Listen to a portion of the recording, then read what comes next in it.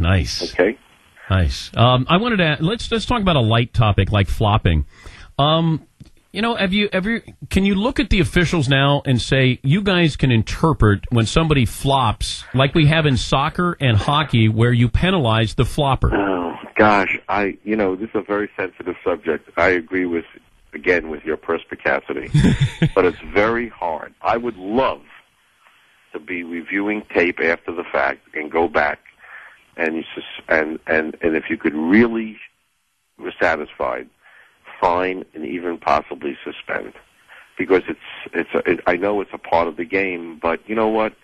It's really an attempt to fool the officials at a time when it's really the game is moving fast.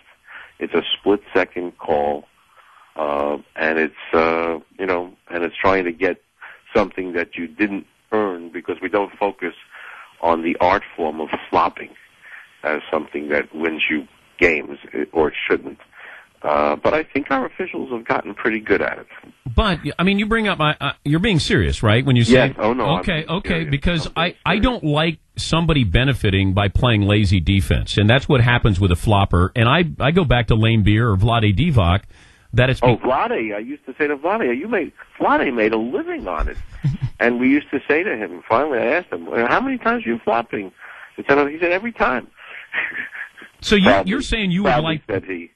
I would like to eliminate it from the game, and I think we should. But I actually had it brought up at the competition committee, and it failed for want of a second. I said, okay, I'm going back into my office and behave myself. You would like to punish the floppers? Yes, because either they're trying to gain something that they really shouldn't be entitled to, or they're trying to show up to fool the referee.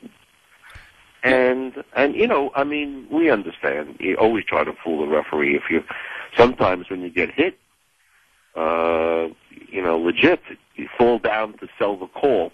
I get it, but flopping just when the referee can't quite see it and has to make a call on the run, it's designed to fool the official. And our officials have tough jobs, and of course, what happens is if the official picks it up and doesn't make the call because it doesn't deserve it, then it's designed to ignite the home team to boo the official if the flopper is a hometown player, because obviously our player wouldn't just fall. He was knocked down. Did Kirilenko flop the other night in Houston? I refuse to answer. That's the Fifth Amendment. No. I don't know. I think there was acting. There's always a little acting. Okay.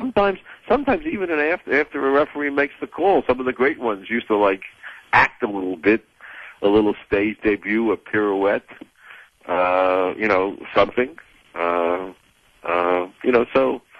We're on a stage and a little something goes on, but a pure unadulterated flop is not a very good thing. And soccer finally moved on it. I was urging it long before soccer moved on it, and I think it should be looked at again this year.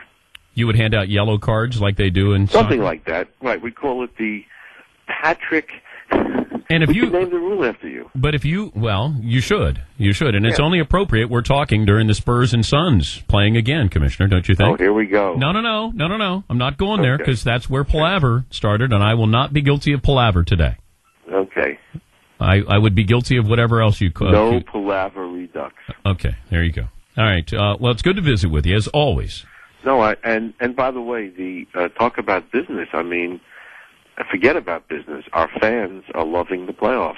Ratings are up like 25% in the first week, and these are compelling matchups. And in case you missed it, next week's, I guess, Time magazine. I saw it.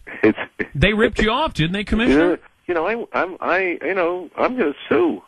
Okay, once again. I think it's great. I think it's what a compliment to our marketing department and our agency that they split the screen with Hillary and Barack.